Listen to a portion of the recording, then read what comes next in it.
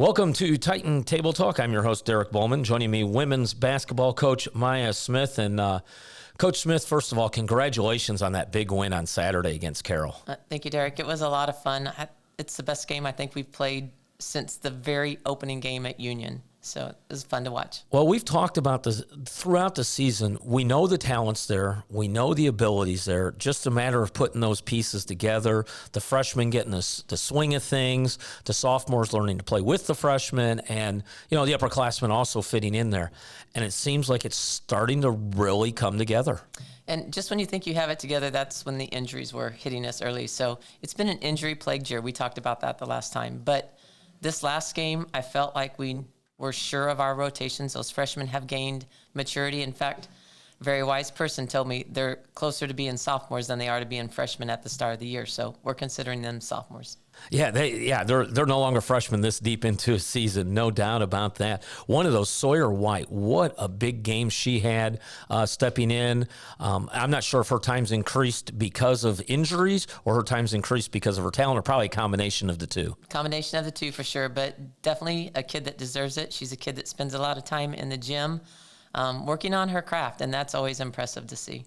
Well, the other two, she played 31 minutes, as did Lauren Huber and Kate Palmer. And Kate Palmer looks like she's starting to warm up. And if she gets hot and everybody else playing the way they are, you guys are going to be hard to beat. I think so, too. And you want to be peaking at this time. So I'm hoping that that's what's going on with our girls. But certainly our practices have been lively. We've really shrunk the amount of time we've been on the floor with them, trying to keep their mental health as well as their physical health really high, and I think it's working a little bit. Well, I was looking at some conference stats going into this interview. You shot 46.3% against the second best team in conference defensively by shooting percentage. They're 0.4% behind Milliken, which is who you're playing on Wednesday. And you held them, the best shooting team in conference, you held them to 38.3%. What do you give that to, the swing that you shot so well against a good defense and your defense shut down such a good offense? Well, I think it could be a combination of several things. One, I think the girls are loose, and I like when they are loose and having fun. They've got a song in their heart. We talk about that. To play that way, that's when I think they're at their best. And certainly we want each girl to play confidently. And I think that the way we're practicing, they're gaining a lot of confidence. And then I do think, we just had a really simple game plan going into Carroll. And I believe Carroll probably looked past us because they had such an easy time with us there. And then also we wanted to make sure we executed against their 2-2-1 full court press. And the turnovers, we forced a lot of turnovers in that ballgame.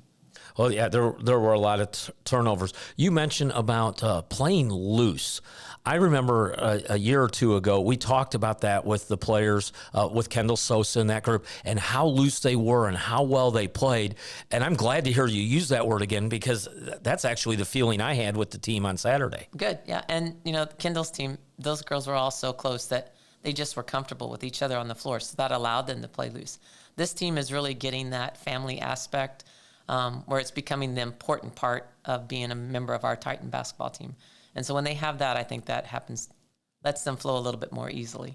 Well, I've been looking. We're getting towards the end of the season. Start looking postseason. By the way, congratulations. You have clinched a spot in the postseason. Good to know. Now, the question is, what seed is it going to be? It could be anywhere from basically 2 to 5.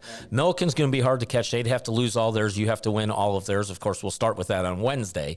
But second through fifth, very, very possible, so much that it could be a 4-way tie for second place if all the cards fall the way they may. But for that to happen, need a win on Wednesday against Milliken. Tell me a little bit about getting ready for that game. Just preparing just like we have been. Again, shortened practices, hitting the highlights of what they're going to be doing, and then making sure our game plan is simple and that we can execute it. So we'll get ready for Milliken. We haven't started prepping too much for them yet. We'll prep for ourselves tonight and then Milliken tomorrow night. Well, they're coming off a loss against Wheaton. Wheaton gave them a good beating, so to speak. I think it was almost 20-point win. They dominated. They held everybody in check except for Knutson. Knutson, I believe, had 29 points. The rest of the team only had 15. I don't know if that was their game plan. You've watched more of it than I have. You've watched the first half. I haven't watched any. Is it let Knudsen get what she's going to get, and shut everybody else down? Or do you work and just try and shut down the team as a whole? Well, that was our game plan going in at Milliken, so we got to make a few adjustments there. And I'm not sure what Wheaton's game plan was, but she's certainly a talented player. There's no doubt about it. That game, from what I watched, it just looked out of sync a little bit, I think.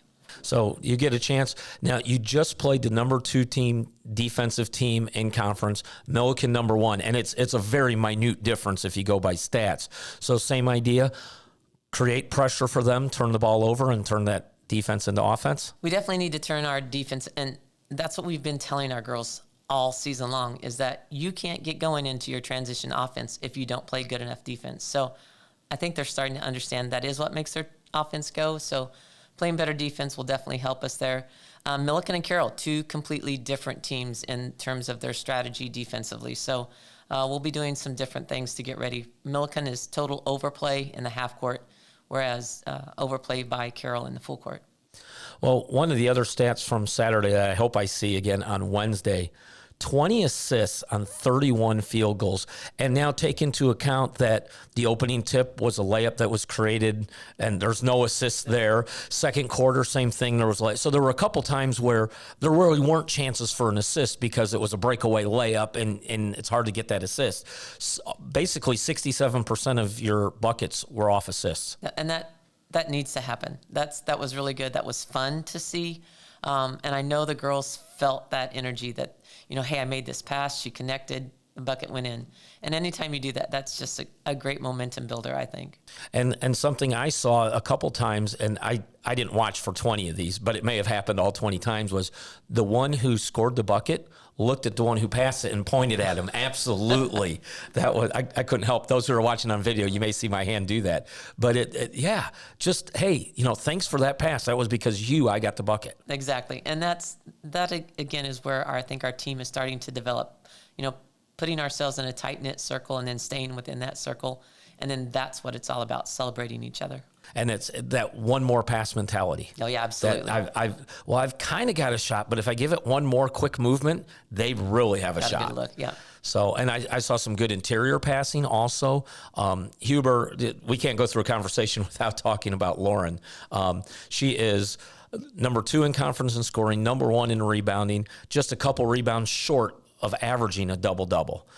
Just incredible the way she plays, but very unselfish. She had 2 assists in that game. Caitlin Heller, though, 7. How about her giving up the ball? Yeah, Caitlin Heller wants to do whatever is needed of her in order for our team to be successful, and that is the true backbone of a great point guard. So, and she with Sawyer in the game at the same time, that takes a little pressure off her, so it makes it easier.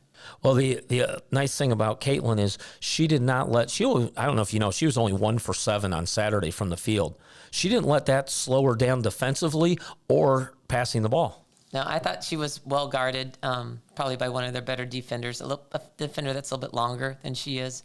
But I don't think much is going to slow Caitlin Heller down. She knows what this season can be still yet, and she wants to make it the best. Well, you've said many times this season through our interviews, the fun you are having coaching this team, the joy that you get working with them. And you even said that after some losses. So I know that there's truth to it because after losses, you don't always feel that way, but you have this year. Again, what is it about these ladies that just gives you the joy in your heart? Yeah, they're great kids. They're such wonderful young women. I think they come from wonderful families. I honestly don't think I could put my finger on it. I know that we've tried to create a very special family within our women's, and all sports teams do that, Derek. They all try. But I think maybe we go some of the extra miles that people don't know that we do to build that bond. And then when you've got that big family bond, that big support group like what we have, I think things are better. And certainly we get a chance right now to talk about Mom's Gone Pink and the locker room activities prior to the game. Really a special time. Got a huge shout out to our moms. Well, absolutely. And that brings me to my last topic. And I was saving this because I know it can get emotional for you. So it's the last one I'm talking. Tell us a little bit about Pink Zone. Let's start with the moms in the locker room. I know you probably can't tell us everything, but what was some of the fun going on there? Oh my goodness. It was wild. There's no other way to describe it. We did a little dance routine. The staff started it off with a little dance routine to Pink Cadillac. By Natalie Cole, and in came the Conga moms in their pink every kind of pink wig, pink leotard that you could find, boas. It was just sensational, and it was a fired up locker room. It was so hot in there. I was sweating. It looked like I was playing. Well, and for those who don't know, you have themes throughout the year. The dads have gone in a couple times and done stuff along this lines. The moms did it this Saturday with the pink theme for fighting cancer. But Head and Shoulders, and I don't know that the dads can even argue this, the moms won Head and Shoulders over it's not a competition, but they had the most fun. Oh, they absolutely do. And again, that's the memories that we try to make. It's not so much about the wins and losses as it is the memories you're making and what you're going to do with the people that you are connected with right now after graduation. And I'm sure our parents are going to stay connected just like our players do. Well, 11 years that you've been cancer-free as a survivor. The game on Saturday, you raised money for the local cancer institute who helped you through your fight for cancer. You talked a little bit about that after the game. Tell us, for our listeners who maybe missed that, a little bit about what that game means to you and what it helps put forward for the young ladies. Well, a lot of times I think when people think about the Cancer Center, they think negative. They think it's a downer, that, it's depressing. For me, going in for my treatments, everyone was like a pep rally. The people there are so energetic. They're so positive. And I think that's what it takes to survive stuff like that, is a PMA, a positive mental attitude. And it really was. It was a positive experience for me. My radiation treatments were high fives when you were done. You were running out. So just simply being able to give back a little. And I know a lot of people say, well, I'm only buying a T-shirt or I'm only donating so much money. I'm telling you that every single penny matters. And we're so close right now to, I don't know if you know about the technology that's out there or the medical stuff, but we're real close to finding a vaccine to prevent breast cancer. And I think that would just be a miracle. So. Oh, that would be awesome. Now, you mentioned this on Saturday, and the more I thought of this is amazing. Your very last treatment, when you came out, the high five and all that. I don't know if you got to ring the bell at that time yet or not, but you came out and you hopped on the bus to go to a game. Yep. And it wasn't just any game, it was Final Four. It was a national championship, yep. So my final radiation jumped right on the bus and away we went. But again, the people over there are just phenomenal. I can't say enough about them. And I hope our community knows how blessed they are to have those types of services there, because they're outstanding and all those people over there are so dedicated to their craft. And I want to give a little shout out to Carol about this also. After the game, after your speech, you handed out roses, and the Carol's women's basketball team, they joined in. They went out looking for cancer survivors, to give them that and give them some support on that also. Absolutely. And Coach Schultz does a great job with her team, and we had talked about that before. And I know it was a tough loss for them, and for them to still know how important that was to the people in our community and to the fans in the stands. I thought that was just a class act. Well, Coach, Wednesday night, I'll talk to you after the game. Hopefully we're having a great conversation. Let's do it, Derek. Let's get it taken care of, and then we'll talk next week about the seniors. Sounds great. That is Coach Maya Smith, women's basketball coach at Illinois Wesleyan on Titan Table Talk.